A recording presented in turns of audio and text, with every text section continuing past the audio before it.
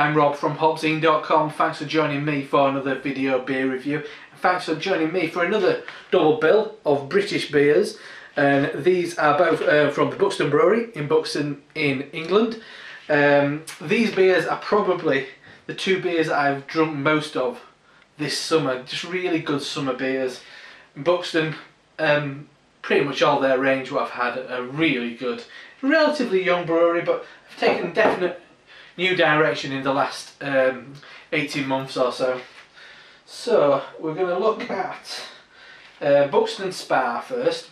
So that's a 4.1% special pale ale. It says on the back it uses it's a showcase of US and New Zealand hop varieties.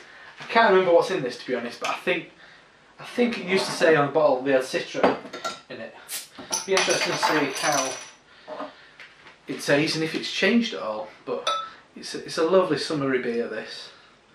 I mean, we are currently in kind of early September, and it's quite a nice day today. I mean, summer don't last that long around these parts, so you got to make the most of this while you can. So I've had it in the fridge. I think this kind of beer deserves to be a little bit cooler.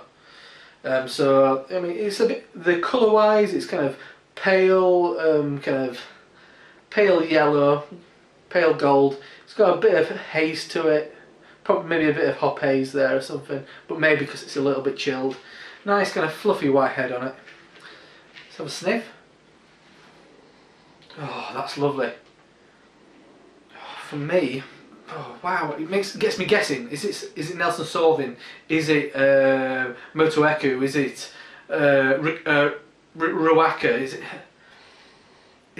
Citra? I mean, there's loads of kind of fragrant sweet pine in there, but definitely I'm thinking it's got that kind of typical Nelson Sauvin kind of slightly skunky edge, and I don't mean skunk as in a dodgy bottle. I mean as in something else that's a bit dodgy anyway, which is kind of, yeah, a bit of it's a sweaty quality.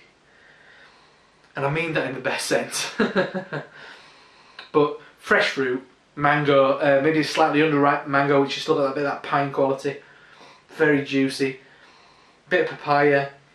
Loads of fresh orange, like the flesh of orange.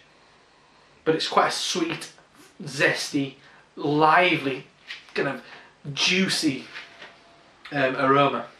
Anyway, that's clearly got my taste buds kind of anticipating what it's going to experience next. Anyway, cheers.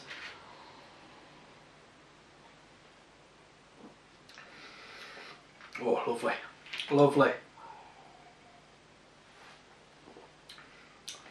Straight away, you get a nice kind of level of hop bitterness, which is quite grapefruity, but also a nice bit of kind of sweetish lemon, not full on bitter lemon, but then it really opens up. And just as I was saying that, I felt myself kind of stop and think, because I was experiencing all these various kind of elements of the beer. It was wonderful and slightly distracting.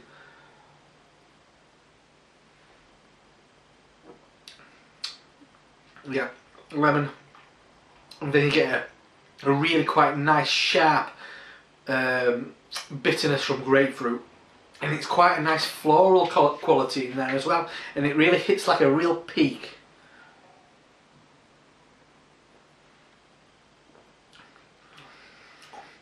There's a nice pale malt backbone to that as well. It keeps it nice and fresh and floating along, nice and smooth.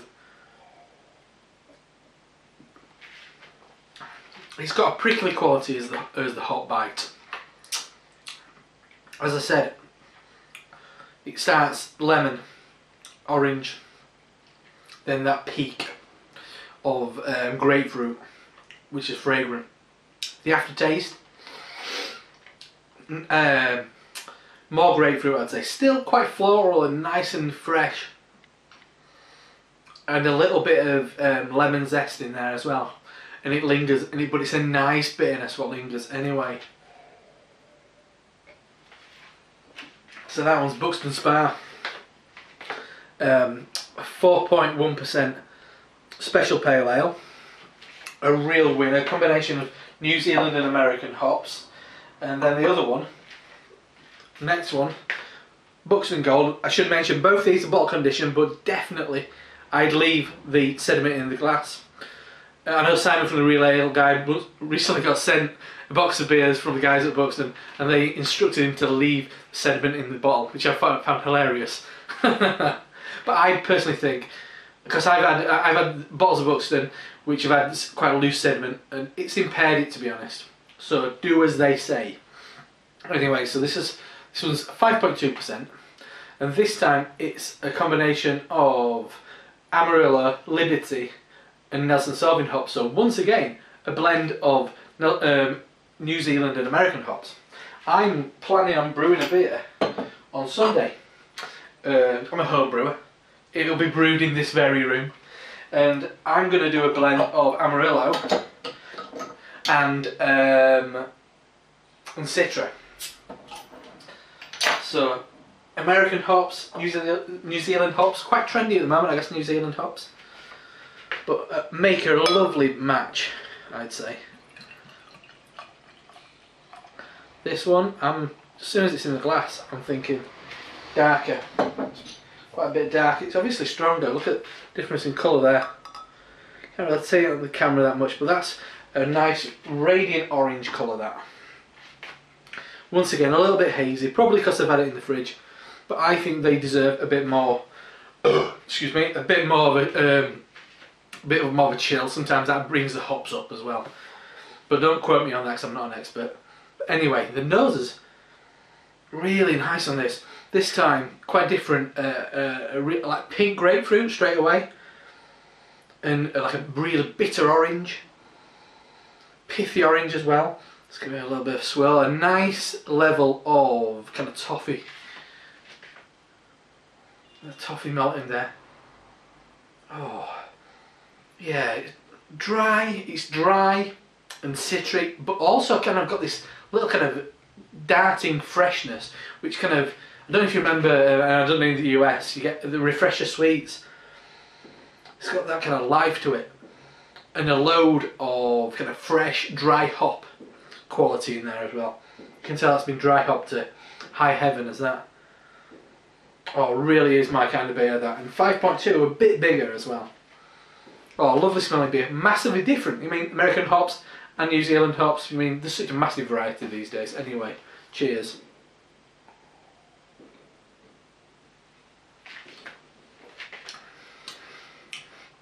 Ooh, that's lovely. Another one, massive, so different to that, to the Buxton Spa. It's smoother and softer, and it's a bit more lulling in its kind of progression over your palate.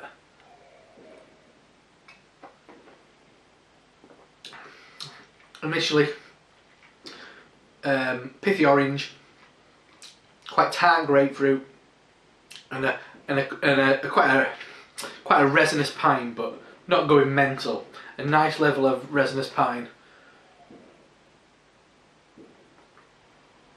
This time, a really nice smooth, a bit more full mouthfeel as well.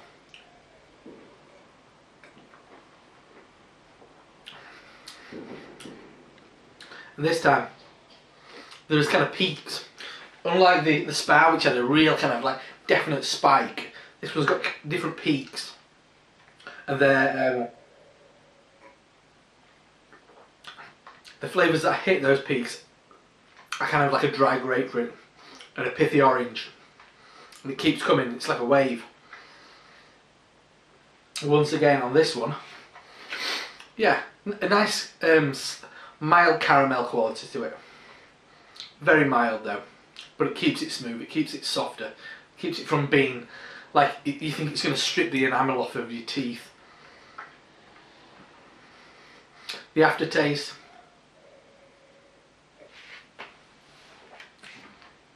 is, I'd say, equally as dry. Maybe not as lingering, a bit softer, not as fragrant and floral. This time, a bit more kind of muted and kind of solid. A really interesting, enjoyable beer. But I don't know about you, but you hear a lot of people talk about kind of hoppy beers being a bit boring, but they're all IPAs are the same. I completely disagree. I mean, me personally, this is pretty much my favourite style of beer. From like a 4.1%, nicely hopped but balanced beer, but going up to an IPA with similar qualities, lively, fresh flavours, but going up to about 7.4 tops. That's my kind of sweet spot for beers. Hoppy pale ales from kind of early 4s to kind of low 7s. It really, really does kind of do it for me. Now I've forgotten which is which. This is the test of the nose.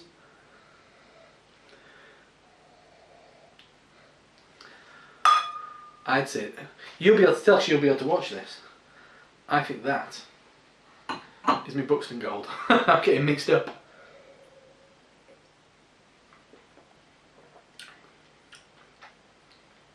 Yeah, that's definitely Buxton Gold. But both fantastic beers. Oh yeah, that's so much lighter and kind of perky, as you'd expect for the lower ABV. Anyway, to round up, I'm going to have a fun next like 30-40 minutes. I'm going to do a bit of cooking. I'm going to keep supping these lovely beers from Buxton.